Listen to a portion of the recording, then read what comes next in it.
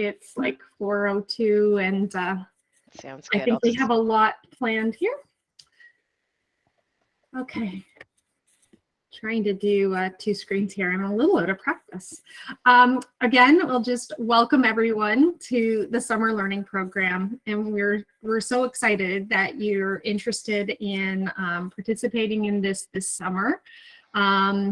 We're excited to really support kids in their learning in foundational literacy and in foundational numeracy. So we'll be sharing this slideshow with all of you. So I'm actually going to put the link to the slideshow right in the, actually, could I ask one of the LPs, could you put the link to this slideshow in the chat?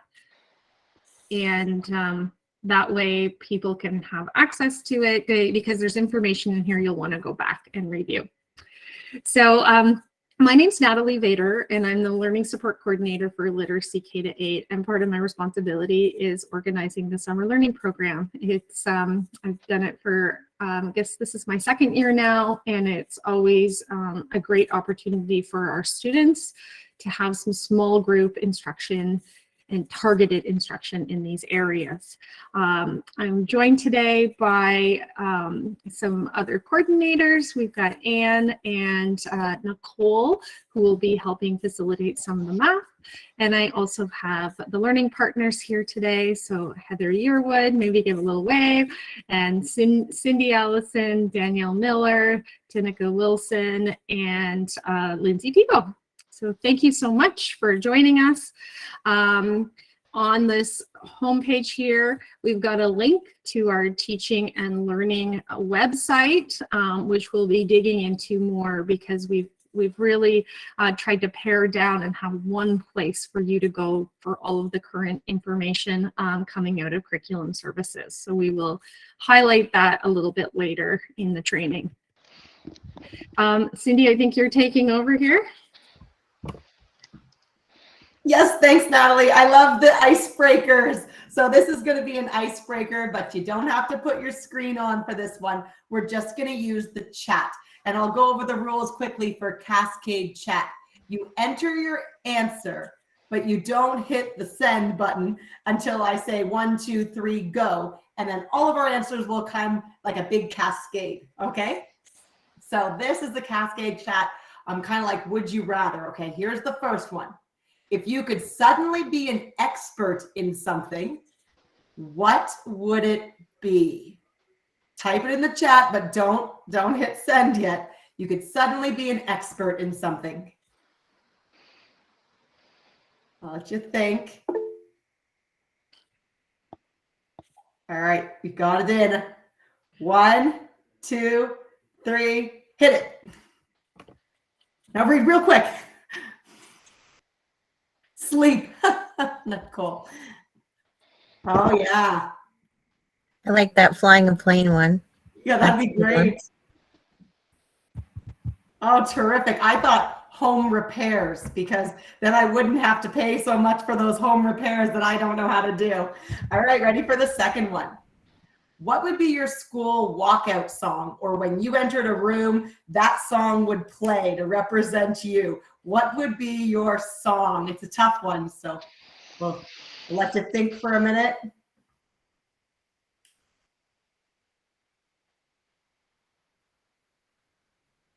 All right, a song. 1, 2, 3, hit it. Whoa, Happy, great idea. Oh yeah, these are summer mode kind of songs. Here for a good time, great. John said the Jaws theme song. I think mine be I've Been Everywhere, that kind of song, because it's been a busy year. Okay, the last one. If you could live in a TV show, like you're in that setting, that time period, which TV show would you want to live in? You're stuck there. All right, got an idea? 1, 2, 3, send. Oh yeah, Beverly Hills now 2-0. Family Feud. Oh no, Helen. Oh, that's great. That is great. It's nice to get to know you a little bit, even then nobody had to turn on their screens. At any time, you're welcome to have your screen on, but we also know you're there for answering and putting questions in the chat. Thanks for playing. Thanks so much, Cindy. That was fun. So an overview for today and tomorrow's agenda. So today is really about really an overview of the summer learning program, how it's going to work, some training in Aspen and Clever. And then digging into who are our students as learners and what do we want them to be able to know and do. So that's where we're going to have a look at the screening tools for literacy, specifically the PAST and the phonics screener. And we'll also be looking at the whole number questions in the numeracy assessment tool. And we'll go over where you're going to capture your data, because we're really excited about our new system tool for data collection in Clever. So you'll be some of the first educators in our system using this new tool. So that's really exciting. And then tomorrow we'll dig into more of how we will get them there. And this is where we'll get more into the programming ideas and networking together. So the objectives and goals of the summer learning program. So this program is funded through CODE, which is the Directors of Ontario. So they give a sum of money every year, and we're able to put that towards hosting a summer learning program. And the mandate of that is around supporting vulnerable SK to 8 students who are experiencing achievement gaps, and for those students who may face social and economic challenges that affect their learning. So the focus will be on developing foundational literacy and numeracy skills and the use of assessment tools and instructional resources. We'll also be providing the homeschools data in Clever as an entry point for September. Those are our objectives. And I put this slide right at the front, right at the top, because this is going to be really important for you as we move through our 3 weeks of the summer learning program. There will be a principal of the summer learning program. I just don't know who that is yet, so that's to be determined. I will be available as the coordinator, and I've put my email and also my phone number there, so you can send me text messages. I've got Tracy Murphy-Gallant there as our secretary and attendance support, and she also provided her phone number for texting and her email. And we have Sherry Green, who is an IT analysis, and she's provided the email to the help desk, and that's where you'll go for any kind of tech support. At the bottom of this slide, you'll see, please provide your contact information in this form. So sometime over the next couple days, if you could click in that form and provide the best way for us to get in touch with you. So that may be through, if you want to provide your phone number and we can send you a quick text message if you prefer that, or it can be email. Just let us know in that survey. There's one question, and the question is just let us know how best we can get in touch with you. This slide will be important to come back and please put my contact and Tracy's contact right in your phone so that you're able to reach out to us if you have any questions or if anything comes up. This is our summer learning program teams right now. So you'll notice that we have typically a couple of educators attached to classes, and we do have some support as well, but we may need to tweak this a little bit, but we'll be sure to reach out to you if we do need to do that. If I was talking to Paul Picard today, he helps me coordinate this, and he said if there are any educational assistants that have a friend that would be, you know, maybe they missed the posting or maybe they think they've like missed it. But if you do have an EA friend that you think would enjoy being part of the summer learning program, please have them send me an email, because we would like to have a few more people here to support all of the programs. We're especially interested in having someone join the face-to-face programs at Deseronto and Trent River. So just put that out there.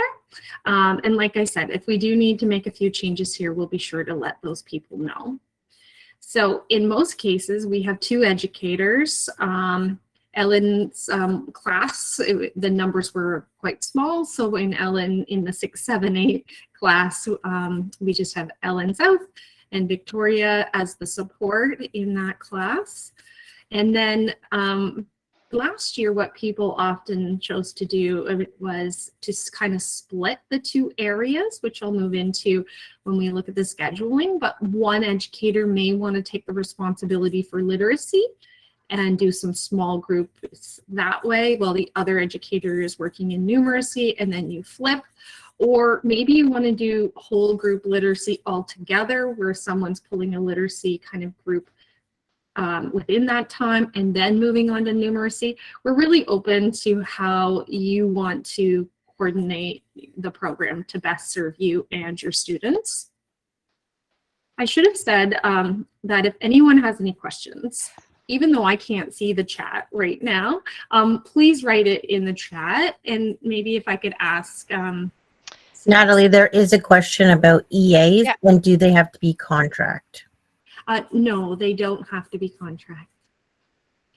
So Natalie, did you want me, if there's a question, I'll try to answer it, or anybody Sure. else, LP, in the chat, but if not, we can stop you at a good time to ask. Is that Yeah, that would be fair? awesome if you could, because like I said, I can't see you guys. So sorry, I keep getting a phone call here. I can't see, so if you guys could write in the chat, that would be fabulous. Or sorry, if you guys could interrupt me. So this is just a little snippet of a possible daily schedule. So I'll just kind of open up this tab for you. And this was a sample schedule that we used last year, and it worked quite well. So we're kind of sharing it out as a sample schedule. You're welcome to tweak these pieces, but even we had 18 virtual classes last year, and the schedule worked really well for that. So if you're an educator in the virtual, this may be a structure you want to use. And if you're doing face-to-face, this may also be a schedule that might work for you. So just to give you a little overview, the day started with a whole group, kind of like a mindfulness, a soft start, that social focus, whole group. And we encouraged parents and guardians to kind of attend or participate in this instructional block if they wanted to. It's really important through the funding and the code project that we try to engage parents in this learning. We've got time for some small group instruction, and this is where oftentimes kids were split based on their assessment data, and they would receive 40 minutes of literacy, while maybe the other half of the kids received 40 minutes of numeracy, and then they switched. But that's where you've got some flexibility there in that 80 minutes to however you think best to structure that time. Then there was a 10-minute break that backed on to kind of a healthy active living movement break. In the face-to-face, we will make sure that the kids have time for a snack. So that will be kind of in this 10:40 to 11 o'clock time. And then from 11 until 12, we did even smaller focused groups, and we really focused on phonological awareness. So what we will have you administer the PAST, which is a phonological awareness screener, and you're working with either individual or really small groups during this time, while the other kids could have access to Lexia and some other math tools as well. And the kids are done at noon. But you have an additional hour that you're paid for, so you are paid for 4 hours a day. So you have time to follow up with parents. You've got time to prepare there for the next day, and then close to the end of the third week, you'll have time for your post-assessments. And at the beginning of the time, if we don't have the pre-assessments done, you'll have time for that. Okay, were there any questions about the instructional schedule in the chat? Whoops. Natalie, I have a question. Nope. I'm just not sure what the role of an EA compared to the teacher is. I had to come in late. It takes me 25 minutes to get home from work, so I didn't have time to hear the beginning. If you covered that, I apologize.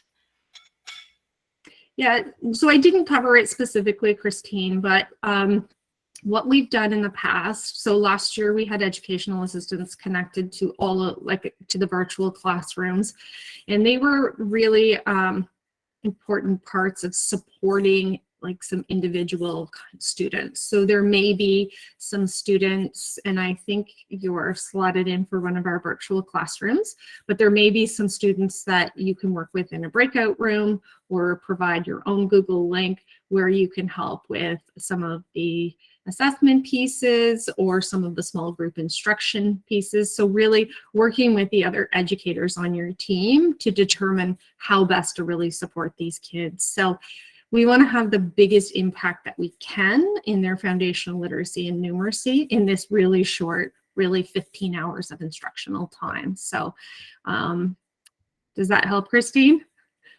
Yeah, that's great. Thanks. Yeah. But last year we had one EA split between two classes, and the feedback was that they were such a valuable part of the program in terms of really helping kids, because I think it was around 40% of the kids who have registered for the summer learning program do have an IEP. So there are some special needs that, you know, they can really benefit from having some one-to-one support. Since I can't see you guys, is Sherry Green, has she joined yet, Anne? Let me check. One new person has joined since I was last checking the list, but not Sherry. No? Okay. I'm a little bit ahead of schedule, which is actually good. So what I'll do is I'll skip Sherry's slide and we'll come back to that when she joins us. So part of the information that we've gathered on students is we've really wanted to start to build a student inventory for you. So we've collected information through Google Form from the students' home school. So we've asked schools sort of where are they in terms of their foundational literacy skills, and really, really good feedback from the schools on where kids are. A lot of the feedback's really specific around what phonics they need, what phonological awareness they need. So that's going to really give you some good information as a starting point. We also asked her about any sort of numeracy kind of needs, where they are. And then also, is there anything else that we need to know about the student in order for them to have a really successful start? We also surveyed all of the families. And so if families responded to the survey, you will see the parents' responses as well in these surveys, in these inventories. And we asked families to also share if there were any health or medical concerns, because we don't have access to all of the medical information. So it's really important that if we don't have information on that, that when you do connect with families, that you ask, are there any medical or food allergies? Is there anything that we need to know about your child? And so these student inventories have been shared with you already, but everyone can use this link. So if you click on this link, it's going to take you to the inventories for your class. Does anyone have any questions about that?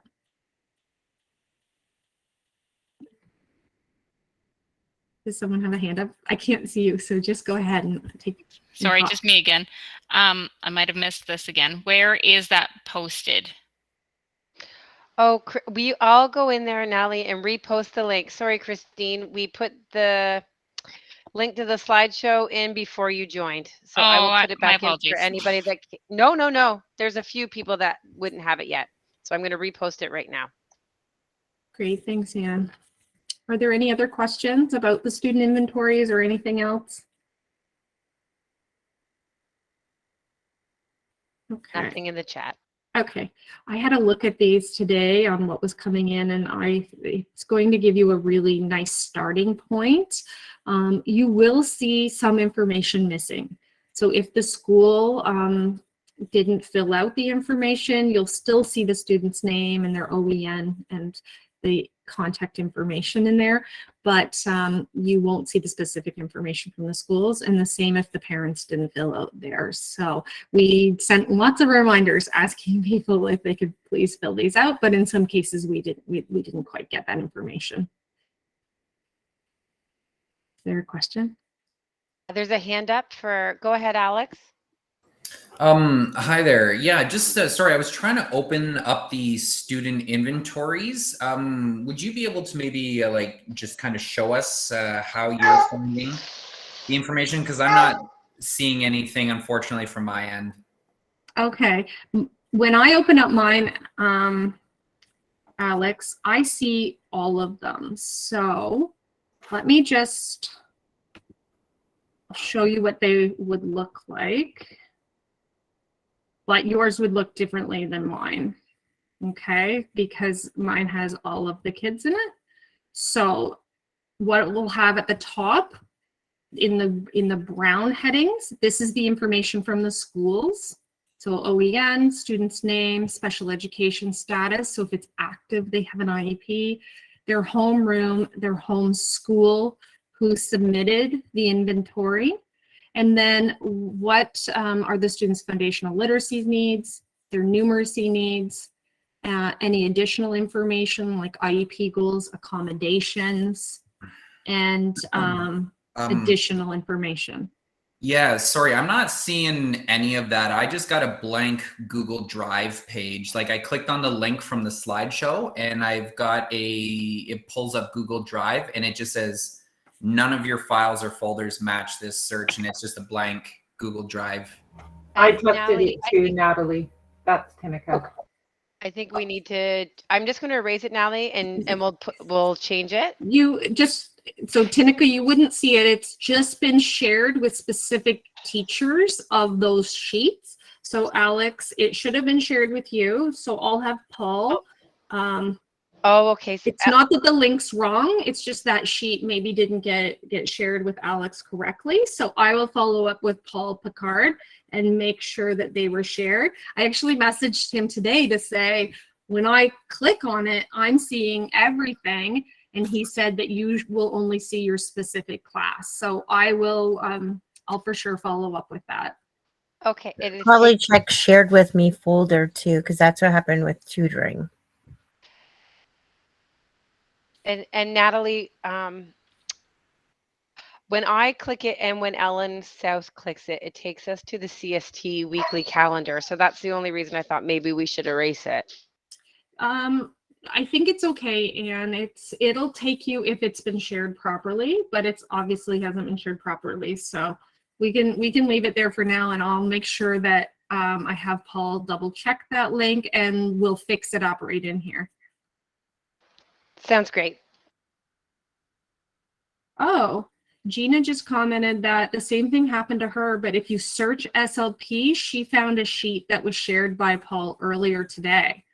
So good idea, Gina. Thanks for sharing that. And Fred said same here. So perhaps we will just take that link away, and I'll just have you guys look in your shared with me, and hopefully you're seeing the summer learning inventory there. Paul thought that this link would get you there, but that's okay. As long as you can find it in shared with me, and Paul Picard would have shared it. Catherine has her hand up too. Go ahead, Catherine. Hi. Is it supposed to be blank, or is it better if it's blank, or if we have information? With the document, yeah, the I found the document document shared with you, Catherine, is blank. It's just I thought there'd be more information. That's all. It's just not very full. Yeah.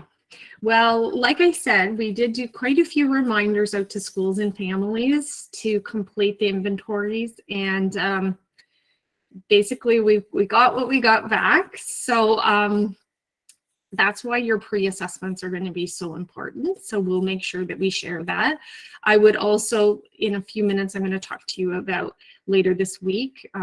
Part of the kind of to do during the asynchronous time will be to connect with your families. So if you found that they didn't complete the survey and you don't have that information, that's something you could ask them for when you reach out to them. Okay, thanks. And Natalie, just so you know, I changed that slide where the link was. It now says check your shared folder, searching SLP, and you'll find your inventories. Okay, Does thanks, that sound Anne. okay? Okay. Yep. So I just kind of talked to this a little bit, but it's going to be really important to connect with your families this week. So when Sherry comes on, she's going to show you how to see. She's on, Natalie. She said. Sherry just arrived. Okay, but I'll just finish this thought. But she's going to show you how to find your class list in Aspen, and it'll have the contact information for the parent. So I'm going to hop back to Sherry's slide, turn it over to Sherry, and then I'll come back to this slide after Sherry finishes. So welcome, Sherry. Hello, can you hear me? Yes, we can hear Okay, you. because I had headphone problems. I was just adding Gina to the Clever, into the summer school workspace in Clever. Okay, so we have, has anybody not used Aspen or log into Aspen to do report cards or attendance or anything like that?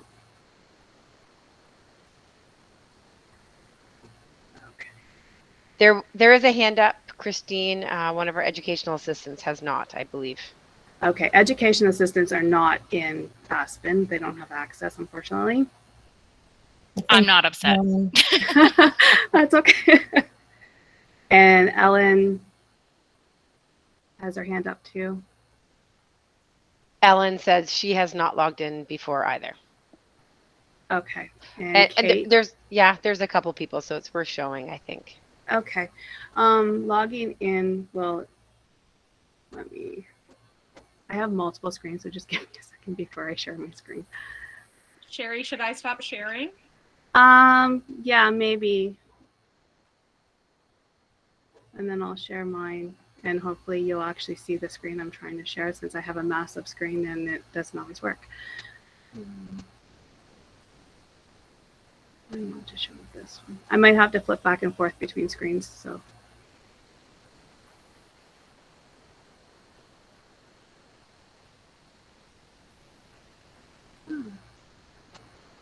Okay, so this is a Aspen login screen, and you can find the Aspen link in any of the pages or the links pages that are available through the employee net, and you'll be able to find them if you don't already have it bookmarked, which you may have. And then most people would know who actually have been into Aspen. You click on the AASP button, so that would be the single sign-on authentication. And once you click on that button, you actually get the same screen as you do when you log into your email. You're going to log in here with your full email username and password. I can type.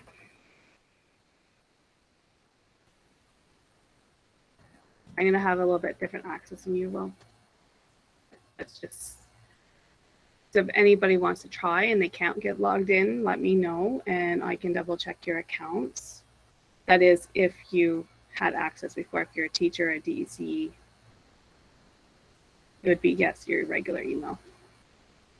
And Jennifer Mack has not, but she should have access because she's a DEC. And Ellen will work with you because you've been in here for a little while, so you might not have had access yet to Aspen. So I'm just going to stop sharing my screen for a sec and go back over to what it would look like for you once you get into Aspen.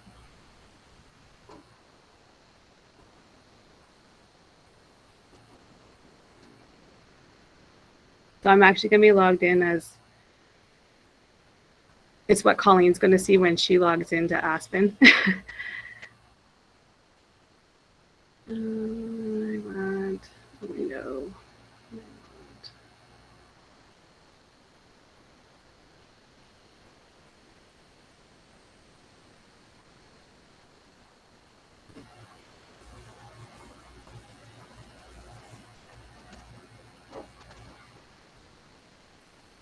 Hopefully I got the right one. Okay. So once you're in Aspen, and it's funny in this program, it actually shades out the screen when you're showing it. When you'll come into Aspen and you'll get the same login page, and it's going to be purple. So the main thing you're going to have to do is you're going to be attached to your home school first. So you're going to have to go up to and if it doesn't say HPDSB Summer School Elementary 2021-2022 in the top left-hand corner, you're going to have to go and select it from the schools list. Now I have all the schools, but you'll only have the schools that are attached to you. I'm just going to choose it again so you see how it changes. And once we're in session, you'll actually see your teacher's classes here, and everybody will be attached to a class that's SLP.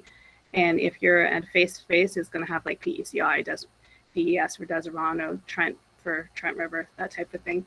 And if you're going to be virtual, then you'll have whatever your virtual homeroom is. So you're like 1, 2, 3, 4, and a B. So I'll show you what that looks like in a second. So if you go to the Students tab, I've created a new field set. So that's this little grid. I don't know if you can see me pointing. Do you mean my screen bigger? Yeah, big. That's a lot clearer, I think, Sherry. Okay. My screen's massive, so I never know how people see it. So there's a little grid along this menu bar, and it looks like a spreadsheet grid. If you click on that, there'll be a second one down. It says student contact, phone number, and address. So this will give you all the students in your classes, phone numbers and addresses. And unfortunately, I couldn't get a test system set up quickly enough for this. So this is actually true information. So it'll give you the parents' names and their phone numbers and where they live and that type of thing. Do we need anything else on there, Natalie? Do you need email addresses on there if they have such? If it's easy to add the email on this view, I think that would be really helpful. Okay, yeah, I can do that. Keisha's saying that, and some of them aren't seeing it yet. Is that, Sherry, because they won't see it until the 4th? If they're only seeing, well, no. If you go under filter all classes, so I see a couple things here. So Keisha says mine's all grayed out. Does it say HPDSB Summer School at the top left? And I know with Fred, that's probably what it is. So if you go into the little funnel and click on, there should be in my homerooms, choose my homerooms, and you should be able to see, but there is a chance it's because it doesn't really start till the 4th. And I will double check on some of them. Okay, that would be great because we're asking them to reach out to their families this week with some specific information. So I just need time to log in locally as every single one of them, and then I'll be able to see. Fred, I need you to change your school because you're seeing your virtual school. Yeah, so that's what I was going to ask. So I'm looking at how do I change the school? Where do I go? Home? Up right at the top where it says right beside staff view, it says select school. There's a little bell on top of it. Oh, it's on the right hand side. Okay, and that's the one that I think. Yeah, that's click what on that and you'll be able to see HPDSB Elementary, Summer School Elementary. And then go to student. Yes. Okay, perfect. Thank you so much. I do need to check on Keisha because he's actually an LST too, so I might need to give him teacher rights. That might be another reason. And the same with Ellen. I'll double check her rights as well. I'm making notes. Thanks, Sherry. Does anyone have any questions for Sherry? So if you are having trouble logging in or you aren't seeing your students, just reach out to me and I'll connect with Sherry and we'll help you out, get you what you need.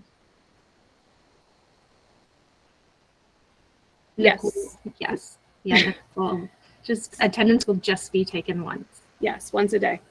Since we're only there half a day, so I set it up for once a day. So yes, for attendance, you'd go to the attendance tab and we'll be doing class attendance. And as most of you, if you've done attendance before, You just choose the A or the L. Is if they're present, then you choose A, and then it makes it A, and then post it, and it goes to the office attendants for Tracy to see in the office. And once you have them all selected and you post, you'll get a message that says, do you want to post this to the office daily attendance? You're going to say yes, and that is in the document that Natalie is sharing with you. It has some screenshots on how to do that. And Keyshores is working now, Sherry. Okay, good. I know he's over 3 schools or 2 schools, so. Does anybody have any questions about attendance? Sure, Alex. Just a theoretical problem here. Let's say, you know, we log in at 9, everybody's there, but perhaps one student maybe shows up at 9:30. I've already done attendance. Is it my responsibility to contact you guys directly to let you know? Or should I just make a change in Aspen? Because I know Aspen sometimes doesn't like accept a change or won't actually. Yeah, if you mark them absent, it's not going to accept the change. Yeah. The office will have to do it on their side. So in what that I case, you just email Tracy. Okay, email Tracy. Okay. And Thank you. Natalie's going to give that information, right? Yeah, I did have it on that first slide, that earlier slide, Alex. Okay. So yeah, so you can put Tracy's phone number in and send her a quick text that so-and-so showed up at 9:30, and she'll make the change on her end. But the attendance piece is really important. We have to report on attendance to the code of directors. It's part of our reporting piece. So Okay. Thank yeah. you. You're welcome. Any other questions on attendance? My favorite subject. That and report cards.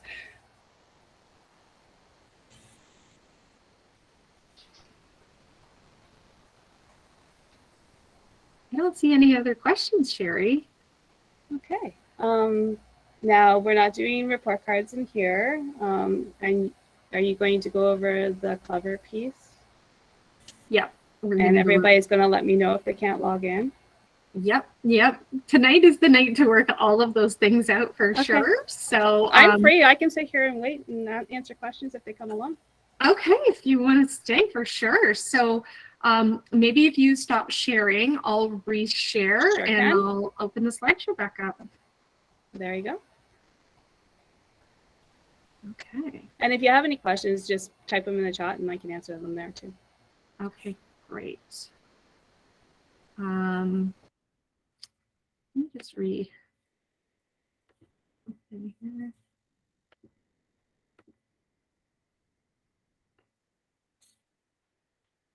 Okay, so I mentioned that we may have to make some changes here, and we already had to make a change on here. I just got a text message. So Jennifer Mack, you're on here, is that right? She's here. She Yes, did ma'am. log in. Okay. I'm here. Okay, Jennifer, we had you down for going to PECI for face-to-face. Is it possible to switch you over to Prince Charles Belleville? Would that be okay in terms of where you live and distance-wise? I live in the county for the summer. Okay, like far in the county? Yeah, Okay, so it was better to stay at PECI? it is. Yep. Sorry. Okay. And Joshua Carlton, do you live up in Marmora area? I live about, I'd say, a half hour from Marmora. Like north of Marmora? I live in like Thomasburg on Okay. Fuller Road. Or it's Okay. like about 20 minutes to Madoc and then so it's about half hour to 40 minutes depending on how the drive is. Okay. Okay. Well, leave it with me. We just need to, that's why I said, if you have some friends, some educational assistants that are friends that you think might be interested in this, have them give me an email because we do need a few people in the face-to-face. So that would be great. I'll leave that for now and just pop back to what Sherry was just sharing here around Aspen. So Sherry showed us how to enter our attendance, how to see your class list, and how to see your parent contact information. We also have a support document there, so I'll just click on that. So if you have any questions about, oh, how do I do attendance again? Like we know that Sherry has shown it, and also that it's recorded, but here's a quick handout that you can print off and have beside you when you do your attendance. Does anyone have any questions? Okay, we'll hop over here to connect with families. So for the virtual classes, please ensure that you have contacted the parents before Monday morning to provide the Google Meet link, your contact information, and a suggestion for any materials. So if you're kind of thinking some paper and pencil would be really handy to have, just let families know that they should have those available. And for the face-to-face, if you could please ensure that you've contacted the parents before Monday to introduce yourselves and remind them that it starts at 9 a.m. Monday, and let parents know where you will meet them. So if you're going to meet them at the front door, just let them know, and they're certainly welcome to come down and see the space where you're doing it and stay for a few minutes, whatever kind of works with the families, but we do want to engage them in the program. Does anyone have any questions about connecting? Something else is for the face-to-face classes, we will be providing some learning materials, and so those will be delivered to the schools this week. So there'll be a box of materials for you to use with the students in the face-to-face piece. There will also be a food card in there for a grocery store, so you can get the kids some snacks. That's always the first question that the parents talk to me about, are there snack time? So you can use that food card, grocery card to pick up some snacks for your kids. And then we just ask at the end if there's any money left on the card that you send it back, and we're going to donate that to Food for Learning.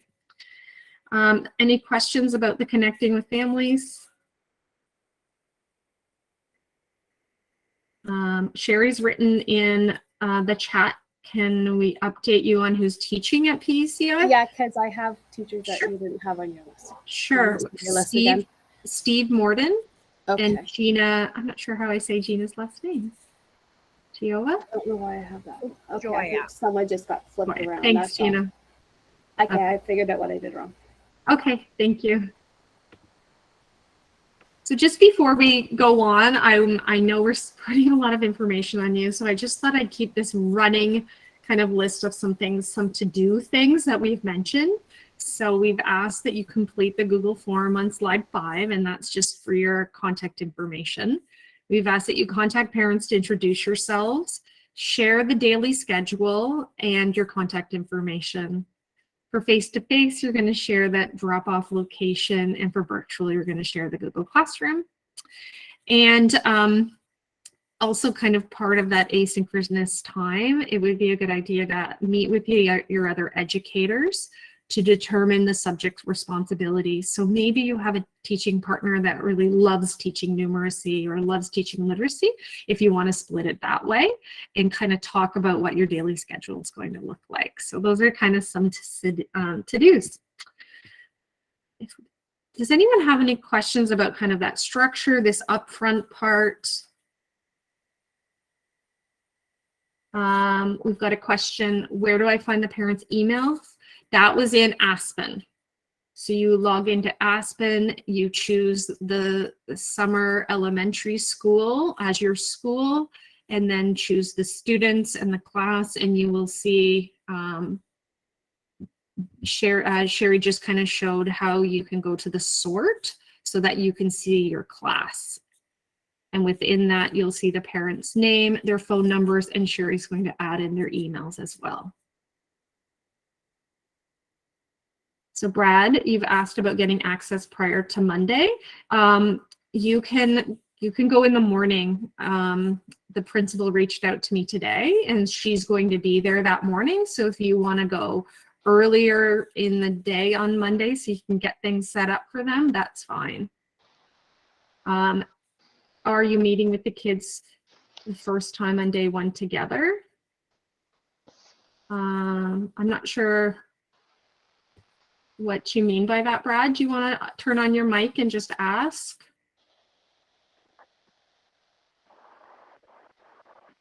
Maybe I answered it. Yeah, when you're doing that connection with families, if you want to do a connection through Google Meet and introduce yourself to the students, that's fine too. Okay, I'm going to turn it over now to myself. I'm going to talk about the assessment and data input into Clever. So Clever is a new system tool that we have to collect assessment data on kind of the foundational literacy assessment tools, and also we have the numeracy assessment tools. So everyone should be able to log into Clever, and you will do your pre and post data right into the database. So I'll show you a little demonstration here. So where to find the Clever link is in the Education Center links, and we put that link on the slideshow. And I always bookmark this, because if you bookmark the Clever forms, it doesn't kind of save it for you. But if you can bookmark right from this page and then you click on the Clever forms. I was already logged in today, so it's taking me right in, but you will just get a login page, and it's your regular login that you have for everything. So your username and login will take you in. When you go in, if you have more than one school, you'll need to go up to the upper right-hand corner, and this is showing your default school. So my default school is the Education Center, but you will choose your school from this list of schools. The summer learning is right here. So HPEDSB summer school, make sure you choose the elementary one. And it's going to load all of the students that are in the summer learning program. So I'm seeing all 145 students that are in the summer learning program, and you will as well. You're going to see all of the students. There is a way to sort so that you're not seeing so many. So one way that you can sort by going to this plus button is you can sort by grade. And notice I'm going to grade underneath the form field.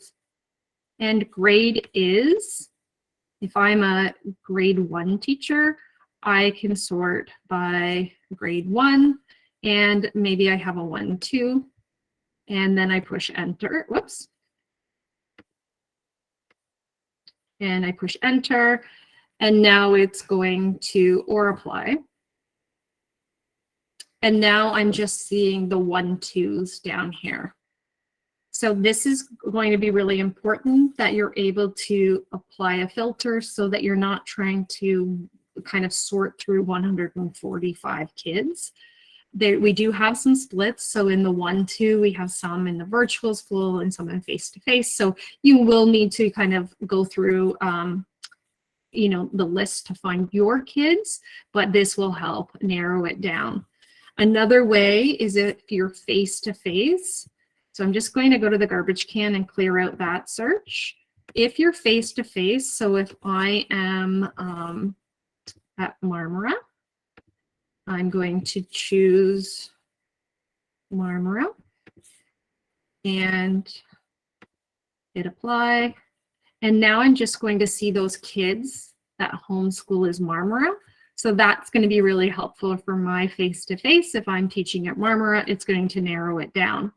If I'm always just going in and seeing the Marmora kids, I can save that search. So if it's a search that I'm going to do all the time, I can save it as a new search. And then when I log in, I can really quickly choose my school, my summer school, and then go down here to my save search, and it's going to pull up my search that I want to do. Does anyone have any questions about how to search?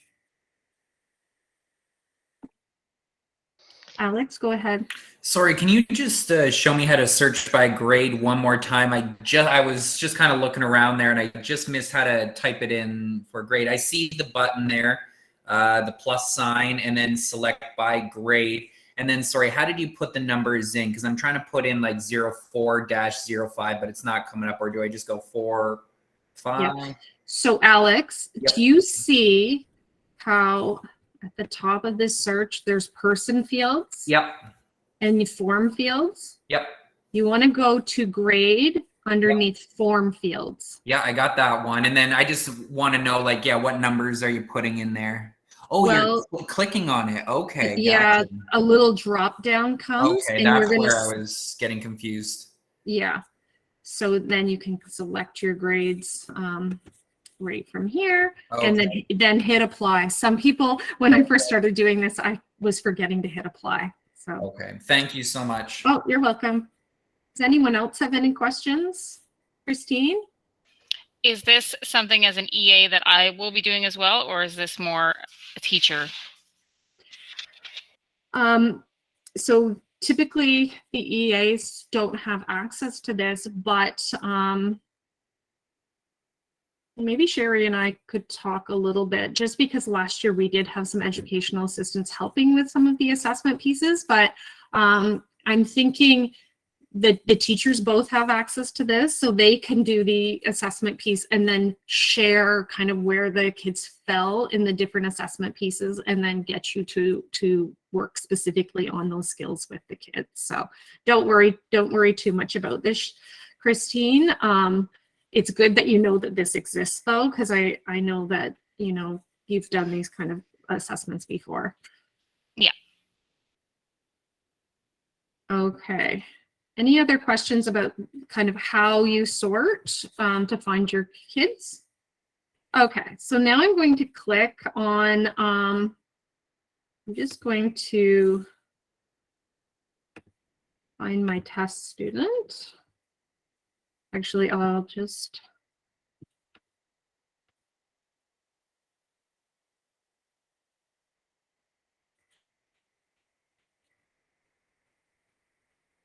And Natalie, just to confirm, you're doing this, Kishore is asking if you want to search for your summer learning class, search by the school. Is that what you were showing? I was showing for the face-to-face schools. Oh, face-to-face, okay. Yeah, because the face-to-face schools have kids from their school. Oh, okay. Yeah. Yeah, we couldn't actually bring over all the classes because it's not built into the form. So we can't sort on the classes. Okay. So for the virtual school classes, they'll search by grade. By their grade. Yeah. And then just choose their students. Unfortunately, that's how we have to do it this year. Maybe we can get something added to the form later, but because they're also cross-enrolled, they're not actually in the schools. Okay, Kishore, thank you. So I sorted here by first name. I wanted to see my testing student. I did first name contains, and the student's name is Clever in here. So you find the kid's name more easily if you do contains as opposed to like starts with or is. So just because if you're close or you get some of the letters of the name, you'll find it. So I've done my sort. I found the student that I want to do some assessment with. I click on the student, and I'm underneath the literacy data tab on the home page. And so in here with the literacy data, I see the general information page coming in. So I should see the school year. I should see, you know, that's where you would put if the student was an Empower student, IEP, grade. The gray parts are what's fed in from Aspen. And then these are the tabs that you're going to use to put your data in. So for the literacy, it's the phonics screener. And if you've done this on paper, this looks a lot the same. You've got your instructions at the top. You're going to put your data in the pre-phonics screener. Now, we do have some data on students ahead of time, so we can provide that information. We tried to collect some of your pre-data for you. Certainly, we'll be able to share which kids have their pre-data in already. And then you'll do the pre-phonics screener at the beginning, and you'll do the post-phonics screener at the end of the 3 weeks. So what this is you're looking, do they know the names of their letters, their capital letters? If it's an older student or a student that you know is really quick with it, you can just select all and unselect any ones that they get wrong. If they're slower, you don't want to select all, just select the correct as you go through and show them the letters. And then lowercase. And then you get into phonics, where you're asking the sounds that these letters make, and you're marking off the ones that they know that the letters make for the correct sounds. And it goes from consonants to vowels to more complex phonics at the bottom. All of this information calculates for you in this chart. And this chart gives you some good information on where to go in your instruction when you see, oh, that there's an area with a lot of missing skills. That will tell you, oh, if this one was a missing skill with short vowels, it'll tell you, oh, what they need practice with and that connection to flyleaf. And we'll get in tomorrow more on what to do with this information. So this is where you'll put your pre and your post. And it's really important you choose the right tab. So pre again is before, and then post, we won't put anything in the mid for the summer learning program. Any questions about the phonics screener? So the other tool, you're not going to use the ePass. That's specifically for children in kindergarten, and our youngest kids have finished SK and they're moving into grade 1. So the tool will be the PAST. This is where you will do Form A for your pre, and Form B will be your post. So we won't be using C and D for the summer learning program. You'll put in your examiner's name and the date that you do it. When you click on date, a little calendar opens up. And all of this top information scores automatically for you as you work through the tests with the students. So every single student, it doesn't matter what grade they're in, even our grade 8s will do this one. You will start at D1 and you'll say bookcase. Now say bookcase, don't say book. If they get it correct and automatic, that would be an X, correct and automatic, meaning that they responded within 2 seconds. Notice that they get credit. Whoops. I'm not sure. Typically, when I put an X in automatic, it marks all of them. It was working perfectly last week. Okay, well, it's okay if you end up giving more items, but typically if they get D1 correct and automatic, they automatically get these 2 marked correct. Same as if they get silver, correct and automatic, market and gentle would be correct and automatic. So you don't have to do every single item up here at the top. If they get the first item correct and automatic, they get credit for the next 2. Same with E3. Once you get down here to level F, they only, if they're in K to 2, they have to get the first 3 correct and automatic. Oh, it worked on this one, and they get credit for the next 2. So the way that it's set up in here, it's helping you with the administration. Once you get to 2 areas where the student is having a lot of struggles with, so it's going to shut it down because you'll know that that's where you're going to have to do your instructional piece. So you don't have to keep going. The program should stop you from going any further and putting in any more additional information because you don't want to spend your whole time assessing. Notice that it's blocked out now because on level G and level H, they didn't get any correct. So it's time to stop. You know, as an educator, that you've got to target levels G and H. It's really important when you're administering the PASS is that you read chapter 11, and we've put the link to that in the slideshow, because it gives you all the really up-to-date information. And it's really good practice because these are tools that we're going to use across our system moving into the fall. And we won't worry about the DIBELS and the Empower tabs. So for the sake of summer learning, you just need the phonics tab, the pre and the post, and the PASS tab, Form A and Form B. I'm just going to return back. And then you would choose your next student and go through that with the next student. So the PASS, you wouldn't need anything printed in front of the students. It's all done orally with them. You just have your laptop open and you do it with the students. For the phonics screener, you will need to show them the letters. For the face-to-face schools, we printed a couple copies of those, so they'll be in your box with your materials. And for the virtual, you will, in the slideshow, we've put access to our virtual slideshow that you put those letters in front, and then you are marking it.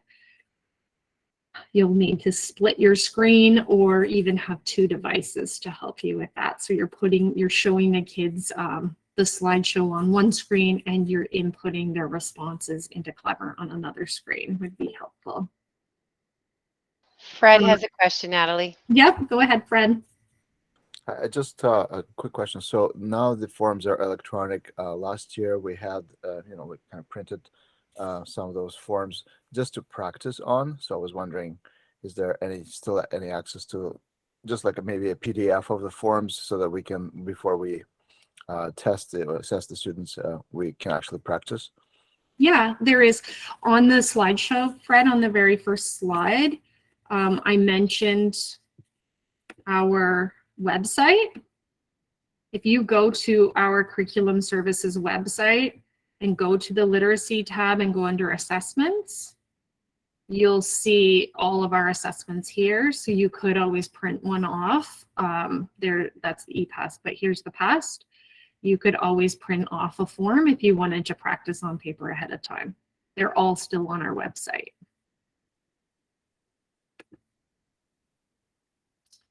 So that was a quick overview of the literacy kind of piece in here. So if we want to switch over to the math piece, we have a down button here, and you know it was under literacy. You can just flip over to numeracy here.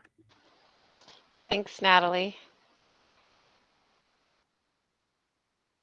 Okay, so I can show you quickly where you're going to input the data for the numeracy assessment. Later on in this slideshow today, we're going to a little bit more detail about the numeracy assessment tool. So I will save that for those slides. But Natalie, could you just click on any student? Thank you. So you'll see here where the tabs were with the PASS and the ePASS and so on, we have the different grades listed. So you will select the grade the student just completed, unless it's otherwise identified on his IEP, on his or her IEP that they are on a modified program. But so click on one of the grades, Natalie. Thank you.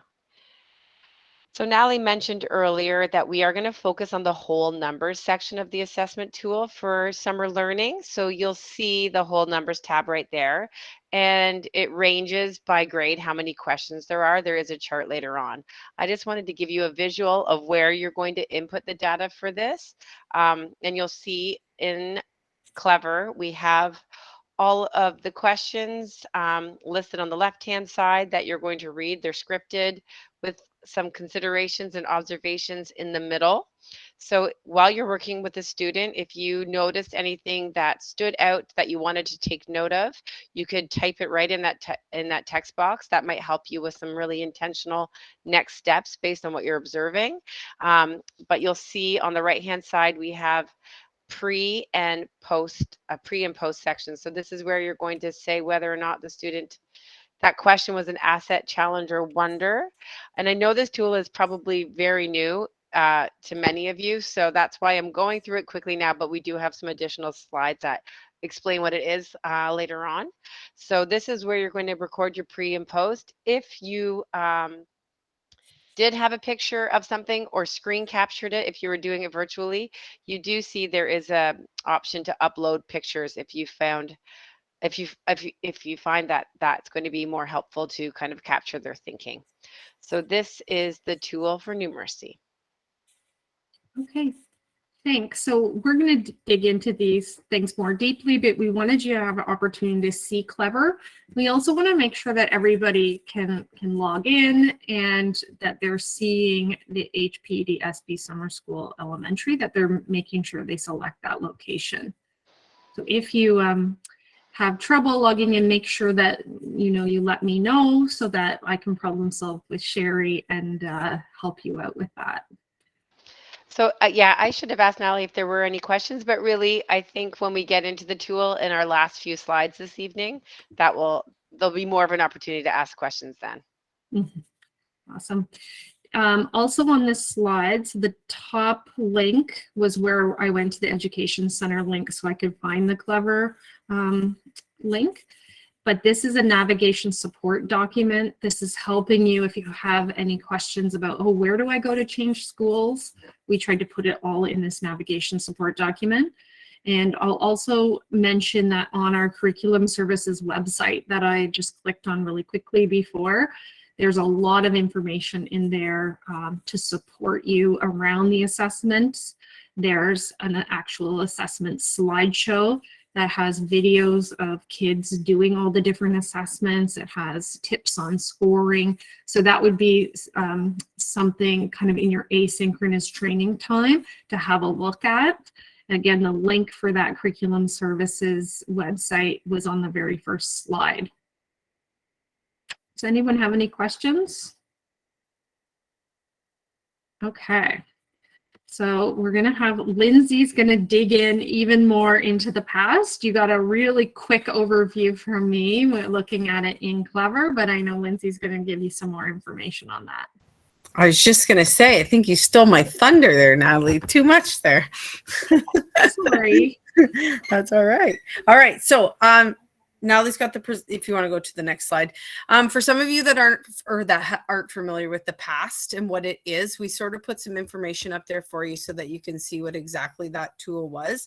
If you're familiar with the past, then this is going to be something that is not anything new for you, okay? So it is a screening tool that evaluates our students' phonological awareness skills, syllable skills, onset and rhyme skills, basic, and then really the most important piece is getting to those advanced phoneme skills.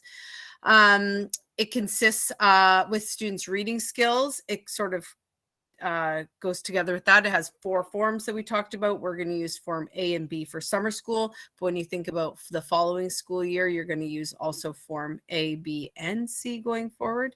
And we use the past. We can use those that assessment to determine the next steps for students instructionally in making sure that we develop their phoneme proficiency. That's where we want to get them to. And if you think about the past, it's all about thinking about the oral. Okay. You don't need anything written down. It's all going to be the oral piece for students.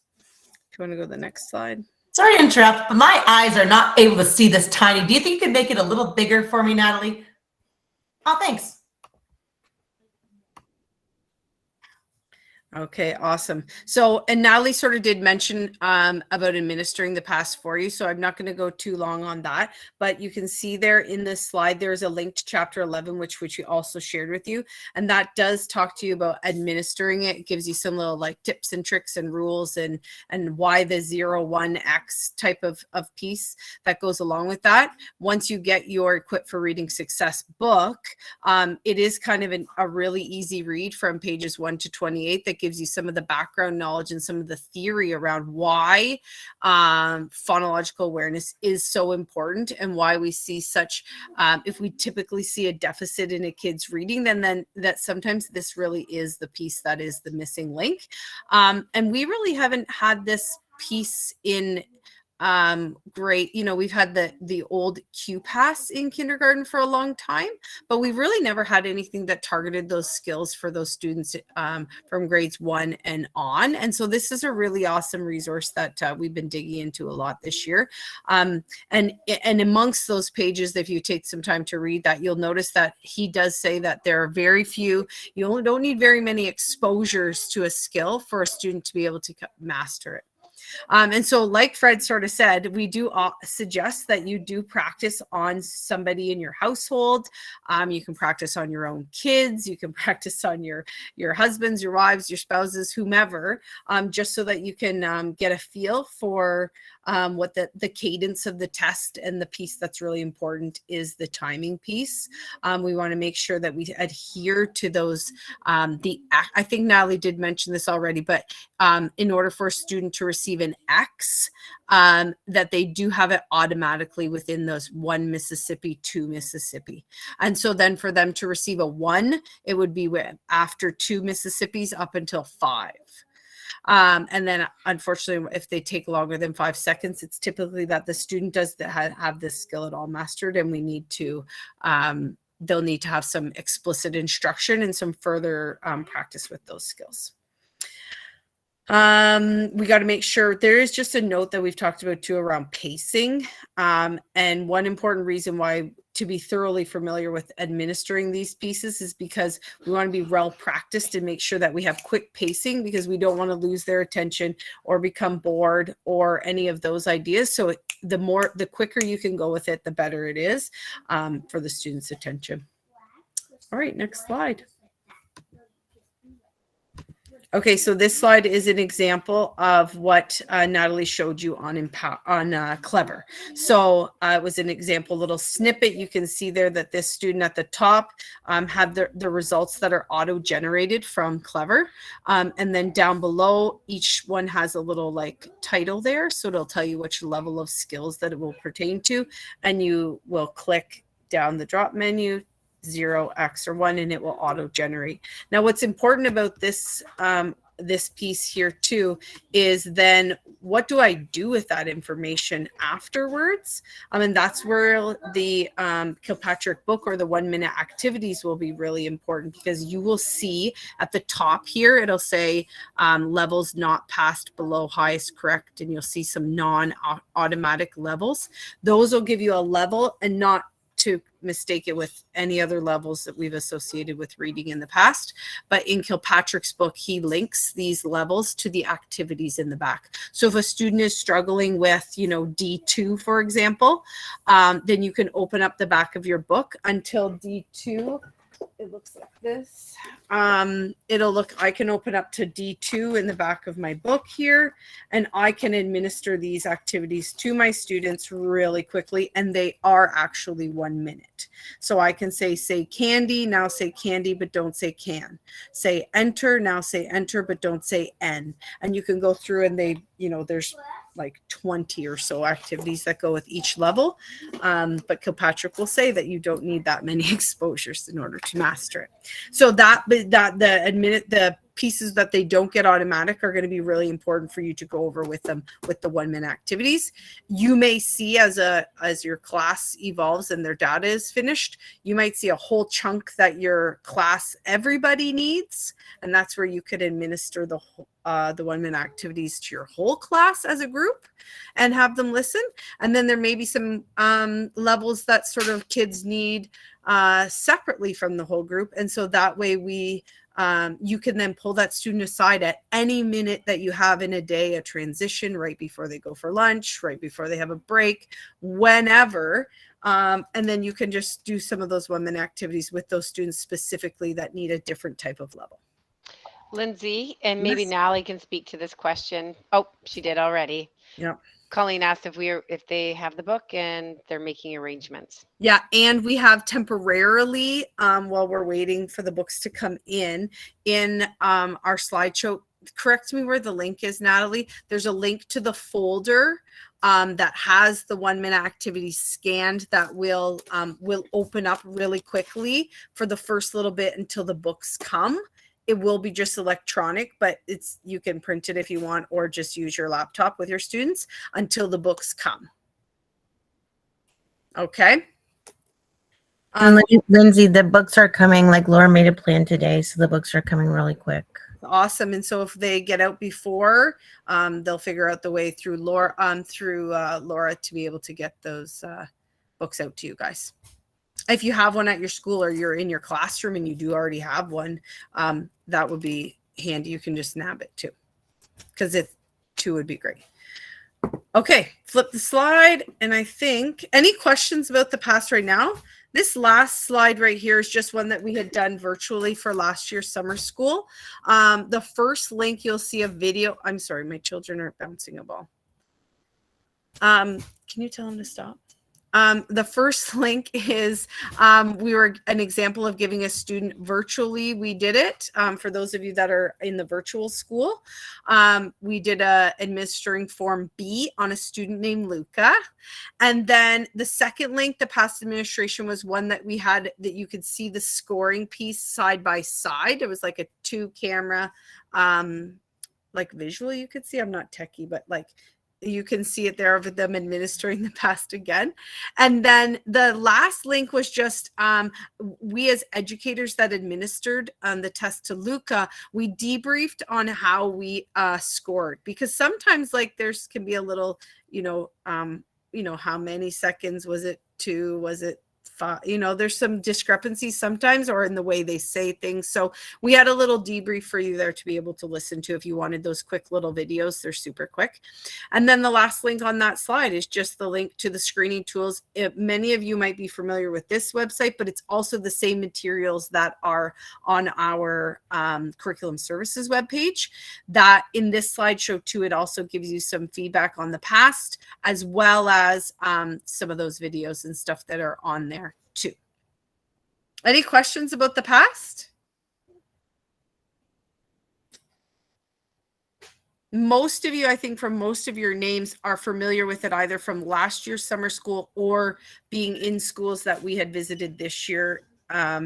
Anyway, kindergarten, it will be the past instead of the e-pass. So just remember that. Okay. Then I will turn it over. If there's no other questions about the past, I'm going to turn it over to Danielle, and she'll talk to you about the letter recognition and phonics screening. Thanks, Lindsay. Can you go one more slide, Natalie?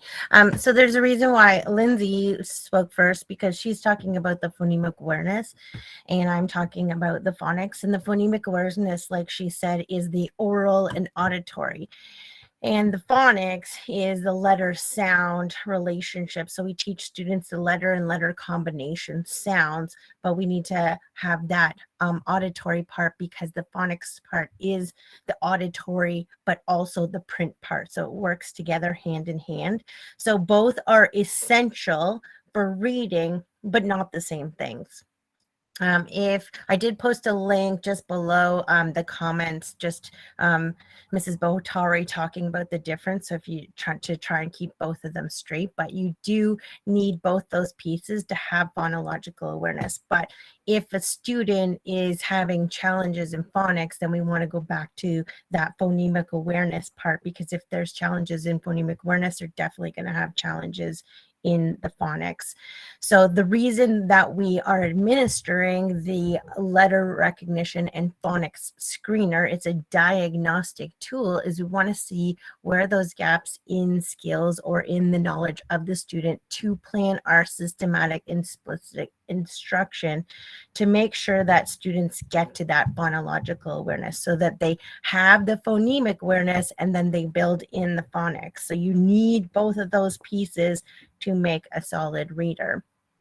Can you go to the next slide? So this again is going from Clever to show you what Natalie already showed you. Pro tip when you're doing this, especially virtually, I found that you should see that little select all button at the top. So if you have kids that are older specifically, select that first, because it's easier to click off the ones that they don't know. Also, the little boxes underneath the blue check marks, you can make little notes in there. Like oftentimes if I'm doing a student, I'll write, oh, they said D, but it was B, or, I mistook the L lowercase l for an I, something like that, just for your own notes. So those are things that can support your explicit instructions.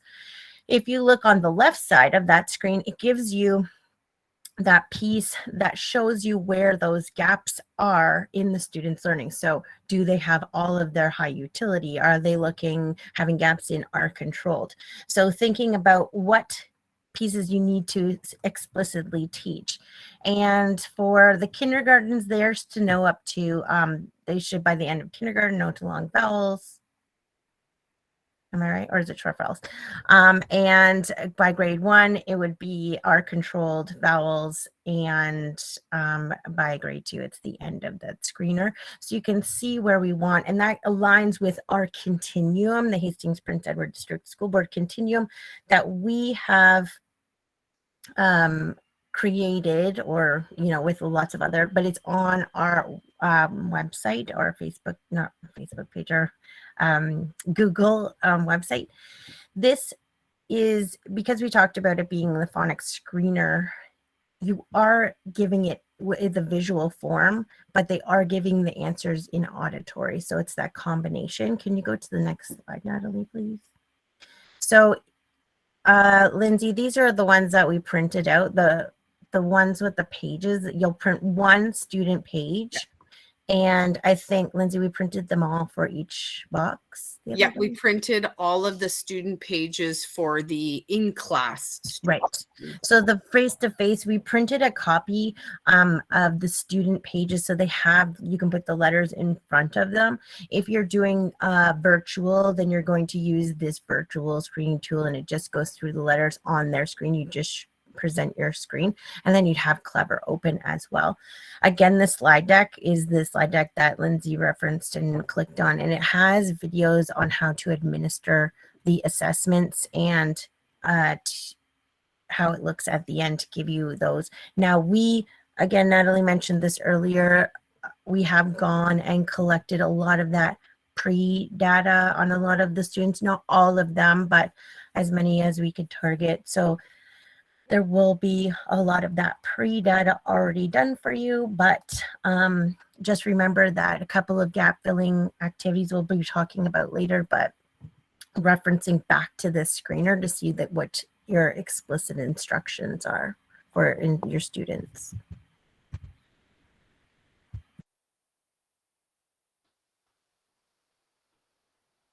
So Natalie, if we're moving on to the numeracy tools, you want to stop sharing and I'll start sharing?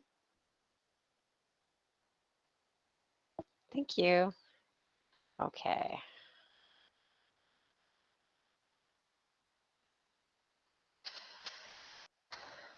Okay, are you able to see my screen now? I can't see anybody, so. Yes, we can see you, Anne. Thank you, Danielle. Okay, so I'm going to take you through, over the next few slides, an overview of our numeracy assessment tool. If you have used it this year, we have made some adjustments based on feedback that our coaches received this year in the field when we were using it with students. So it could potentially look a little different than what you're used to. So I will make this large so you can see it. So just an overview of what the tool is. Our tool was designed by our own curriculum services team, and it is aligned with our 2020 math curriculum, specifically the number strand, and it's also aligned with leading research around numeracy development. So this tool essentially is meant to identify areas of need in order to target individual, small group, or whole class instruction. And it says there, the bullet, it reflects what the student should be able to do by the end of the year. So for our purposes with summer learning, we are going to start with the grade that they just completed. And I did mention earlier, if there is a modified IEP below grade level, the majority of our students, if they are modified, are at grade level, but if they are modified below grade level, you should be using that grade for the assessment. And it is a scripted tool. So it's going to show you verbatim what to say, and there's also going to be a list of highlighted look fors as you're administering the tool. I mentioned up above, it's only focused on the number strand, and when I say that, it's not all expectations under the number strand either. We did target specific expectations related to foundational skills. So during the learning, during your doing your diagnostic with your students, we don't have any of the pre-data filled in, I believe. So if you do find as you're doing the pre-assessment with your students that the students, there's no kind of red flag for any needs indicated under the whole number section, you can move on to one of the other tabs. We're recommending the fractions tab. And if you have never seen the assessment before, we are going to get into it in a minute. But it is really, it's laid out, and it's so that it's very user friendly for you. Okay, so I'm going to go on to the next slide. For the educators here, this is the chart for the questions, just to give you an idea of how many there are per grade underneath just the whole numbers tab. And although it should probably take anywhere, I would say maybe between 10 and 15 minutes, but based on the student's ability. There is a question I heard. Does somebody want to speak? Is there a hand up? No, and I think Colleen was just saying her internet was funky, so she's popping in and out. Okay, thanks. So that will give you an idea of the slides. Grade 6, there's only 2 questions, but really question 2 has A through D. So there are more questions than what that appears. So we're going to take a quick, deeper look into the components. But again, this is under the Curriculum Services website that Natalie mentioned earlier under the Numeracy tab. So if you want to spend more time looking at it later, feel free. So I'm going to click on here and show you. It's going to take you directly to our Numeracy, the Numeracy assessment section of the website. And you'll see here that we have all of the grades here. And down below, we actually have that handout and the training slideshow for Clever in case you forget as well. So I'm going to click on just one grade here. And you'll see when you click on a grade, they're all going to be laid out the same. So regardless of what grade you're doing your assessment with, when you click in that box, you're going to see this is an overview, kind of the background, a little bit of what I just went into, but also, you know, moving into the next school year, how we're hoping it will be administered next school year. So this will be useful for you to read over before administering, but some of the information in there pertains to our next school year. Then you'll see the second icon is always going to be the assessment tool. This is a paper copy of the assessment tool, but as we showed you when we looked at Clever, this whole paper tool, I'll click on it quickly to show you, is going to be in Clever. Everything you need from here will be in Clever. So you'll see here, for example, here is the first question. And all of these questions are linked directly to expectations, which we'll get into when we look at the support document. But this says, as a teacher, you'll say, I want you to point or circle which number is more. So if with the student sitting beside you, you're going to have a Google slideshow up for them and they can point directly at which number is more. And then you'll repeat it with slide 3 and 4. In Clever, you'll see this same information here, the considers to look for, and there'll be an anecdotal note for you to take notes in.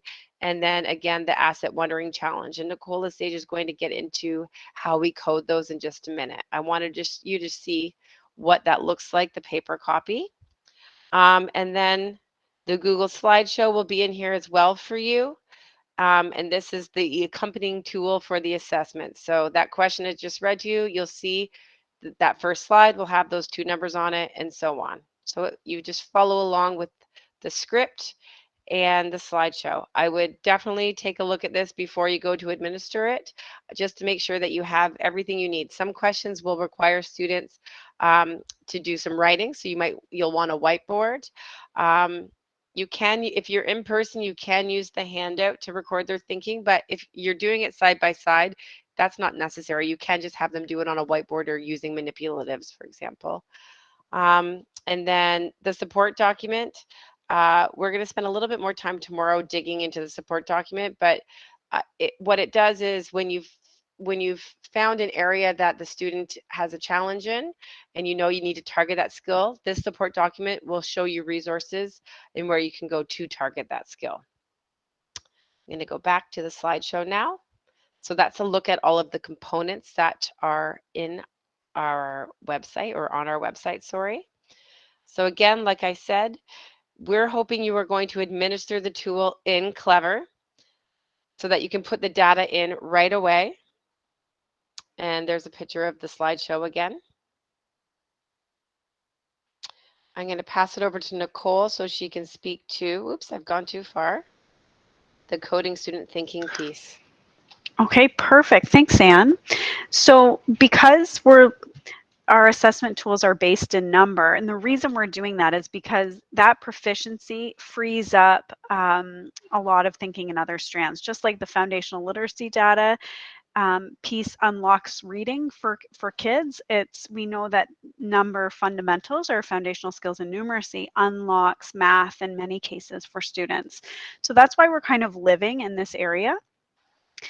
So what we're doing is we're really trying to scope. The coding system that we're using is helping us determine our instructional next steps.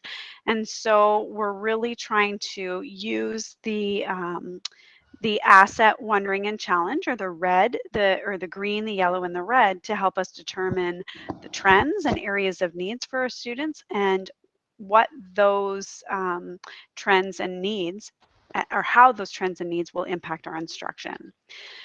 So asset wondering and challenge, those words are pretty vague, and so we need to really develop some proficiency as a system and as educators so that your wondering is the same as my wondering, or that we're close. So I'm just going to flesh that out just a little bit for us, because it's going to be important that we're using the same sort of thinking and evaluative lens when we're analyzing student work. So when we are going to code someone an asset, or green, we're really thinking about proficiency, evidence of strategy right away, efficiency, so that they don't have to spend a ton of time struggling to come up with a strategy or an answer. It doesn't necessarily mean that the answer is automatic. It could mean that, depending on the question, but what we're looking for is automatic strategy and proficiency.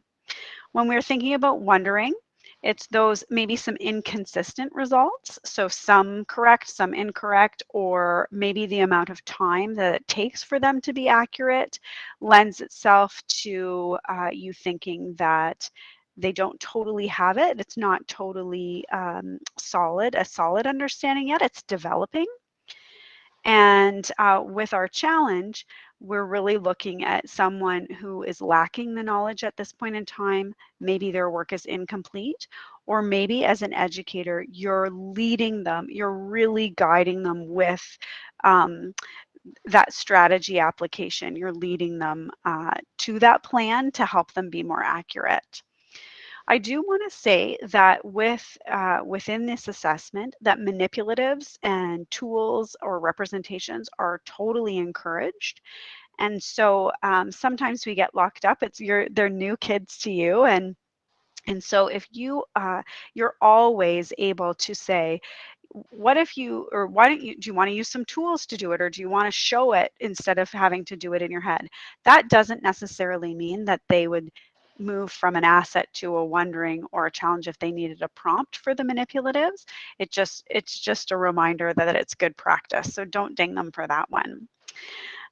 So just to reiterate, we know that consistent scoring helps us determine our action steps as teachers, and they're also really helping us monitor and adjust based on what kids are showing you. So those colors are going to help us determine where we're going to start with our kids, but it's also going to help us measure as we go kind of the impact of that explicit and systematic instruction, because we know that when we target what kids need based on what the data is showing us, we see big gains in a relatively short amount of time. And that's the exciting thing. Like, summer school is a short period of time for the most part. And in our work this year, it's been pretty exciting in both literacy and numeracy to, in relatively short periods of time, when we are targeting what kids need, like, we're seeing a lot of growth. So it's going to be so exciting for you all, the impact that you're going to make. So are there any questions? And I will say, sorry, one final thought is that if you're on the cusp of, are they an asset, are they a wondering, or are they a wondering, or are they a challenge? Like, this isn't, I would rather score on the lower side of things, because that scoring is going to mean more time on that area of instruction. So if you spend a little bit of extra time on something and then they start demonstrating that they've got it, just then you can move on, but it's always better to err on the side of caution. I see Ellen's got something in the chat, but I don't have my glasses on. So Ellen, do you want to unmic and speak to that? Sure. So I was just thinking, like, especially with the little ones, like, I know one of the questions involved in grade 2 involves base 10 blocks. So if your grade 2 child has never actually used base 10 blocks, that will impact how they demonstrate their understanding of that question. So you really have to use some discernment. Is it an understanding of the concept, or is it an understanding of how to use the tool? So really get a sense of, are they proficient with that manipulative, and is it a good fit for that question? And I think that's a really good point, Ellen. Thanks for sharing that. And I think that we've been doing a lot of learning about how certain tools are very powerful in terms of helping build that conceptual understanding. So things like number paths or number lines, base 10 blocks, fraction strips. So there's been some intentionality of some tools embedded within the assessment, and that is something to really consider. Is it the concept, or is it the representation with the tool? And both lend itself to, either way, that's going to impact your scoring, no matter whether you'll just determine your instructional next steps as you document what the students are doing. So maybe they need a little bit more exposure to the tool to help demonstrate their understanding, but it would still be an area of need. Any questions about the coding around asset, wondering, and challenge? Great, I'll turn it back to you, Anne. Thanks, Nicole. The next slide will be something you'll probably want to refer back to. It's just kind of a step-by-step for how we hope you administer the assessment to your students in summer learning. So again, I mentioned earlier that you'll want to read the assessment tool overview, which is in each grade if you're going to access the tool through our curriculum services website. If you're accessing the tool strictly through Clever, it's embedded on every grade of the numeracy form as well. So you'll see it's the very first link up at the top. 2 screens will be required. One screen will be necessary for you as an educator to administer the assessment and input that data into Clever in real time. And then the second screen will be required for the Google slideshow. So you could do that with an iPad or a Chromebook or any kind of device if you're doing it in person. And if you are, or you could print off the slides if you're doing it in person.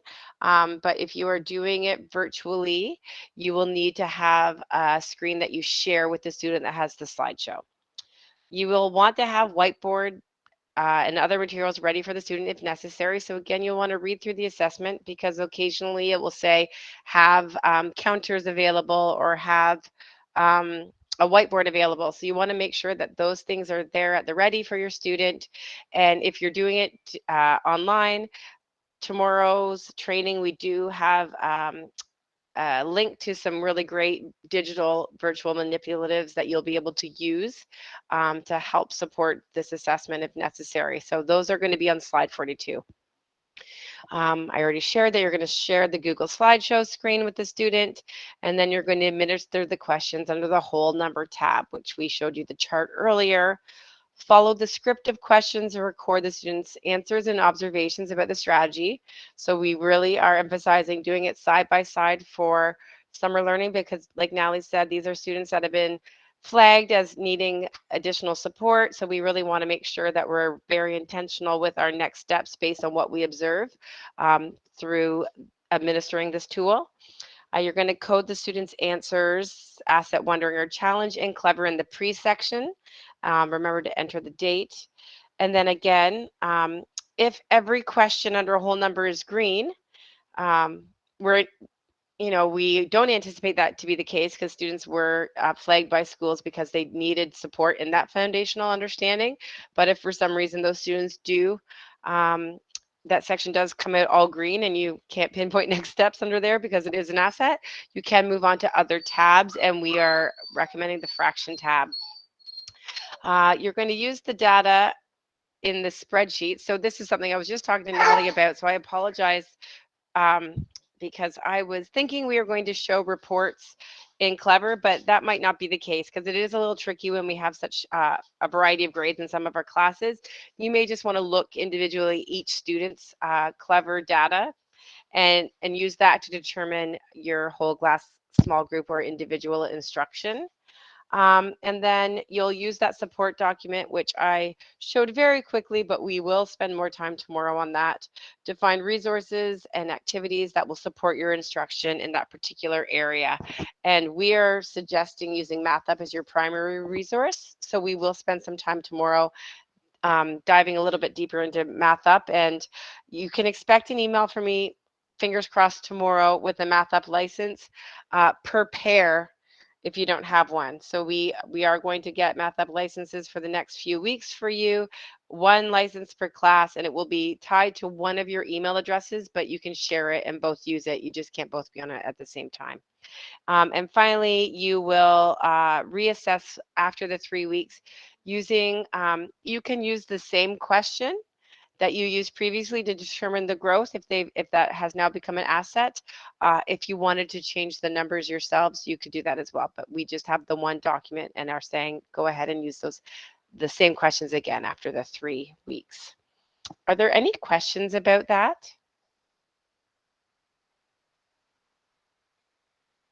Okay. If there are, you can always email me or catch me tomorrow with a question.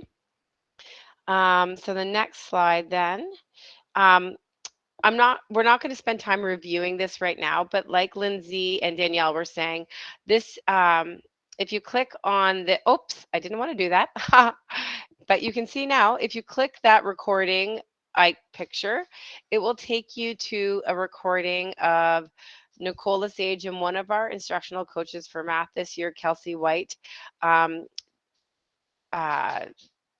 giving an example of what it looks like to do the assessment with the student. In this recording, Kelsey is the teacher and Nicole is acting as the student. So if you click on the recording and you go to 1730 on the, just scroll ahead through the video to that point, and for the next 12 minutes, you'll see Kelsey and Nicole going through the whole numbers tab of one of our grades. So that's why I said earlier, it could take 10 to 15 minutes depending on your student. That was about 12 minutes to do that whole numbers tab. And please note, Kelsey and Nicole are using the old tools in this recording, so they will reference a Jamboard, which we have now turned into a Google slideshow. So I just don't want you to get confused by that. And can I just quickly say that something too, like that's the amount of time it took us to give the whole number section, but there were times where we were very into the drama of the assessment, but we did pause and kind of talk through moments of the assessment, so it will be shorter than that allotted time. Yeah, good point. And so we were just recommending, if you do have time during your asynchronous learning, that maybe you and your teaching partner could watch this together, or your whole team could watch this together if you're lucky enough to have educational assistant attached right now.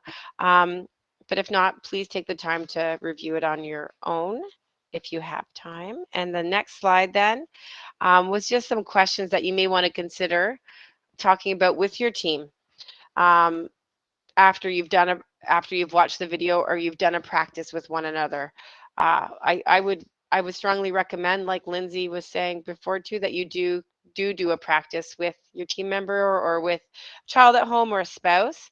And then, you can, after doing that, you could discuss what challenges you might anticipate so that you can problem solve before how you might respond to that.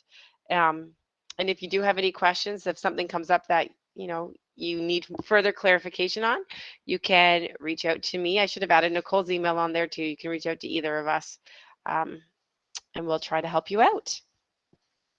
And Natalie, I think that is it for the numeracy tool for today. Do you want me to, I think I stopped sharing. Yep, that's great. Thanks so much, Anne. And we're ahead of schedule. So we'll just kind of turn it over to you. Does anyone have any questions? We know that that's a lot of information, just where the long weekend's falling this year in that first Monday of July. We've had to squeeze it all in here. So go ahead, Christine. I was just curious as to how the pay works. Like, is it our regular pay wage, and how do we submit our hours for that, or do we? You don't have to submit hours. It's your hourly wage. So okay. Yep. So it's your hourly wage, and we're working with payroll and SEMS to get it all put in. But I remember from last year, like you didn't kind of work that week and it showed up on your pay. Like it took a couple weeks to show up on your pay.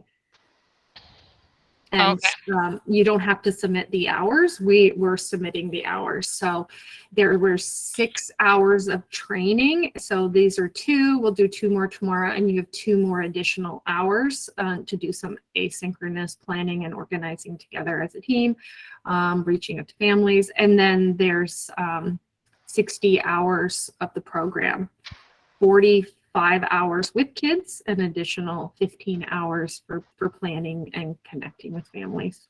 And that's not all paid at once, right? No, it's not. Right. Okay. And is it every 2 weeks once it does kick in? Yeah, it's every 2 weeks. Yeah. Anyone else have any questions?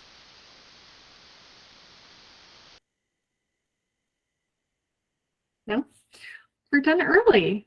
Gives you a few minutes to maybe connect. Again, I'll just ask if anyone has someone that is an educational assistant. Muriel, I already got an email from someone that you connected with. So just send me an email if you've got some people in mind that would be willing to join us for these for the 3 weeks. If not, I think we can go a little bit early unless anyone has any questions. Actually, real quick, Natalie, I'm with the 4-5 virtual. How do I know who I'm working with as a teacher? It's in the slideshow. Oh, okay. Yep, and you can just reach out to them with an email. Okay, thank you. You're welcome. Oh, Alex put in the chat that it's Kishore and him, so you guys can connect. Thanks. Okay. Any other questions? Please reach out if you think of anything. Just send me an email, and happy to find an answer for you. Okay. Have a great evening, everyone. We'll see you tomorrow at the same time. Oh, Jennifer, sorry, I go was just ahead. wondering if I was staying where I was originally. Yes, I put you back. I'll put it in the slideshow. I'll put you back to PECI. Thank you so much. You're welcome.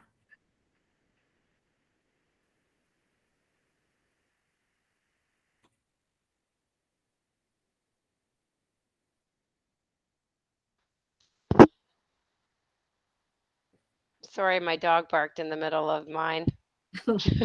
Stop, Natalie, you can stop recording.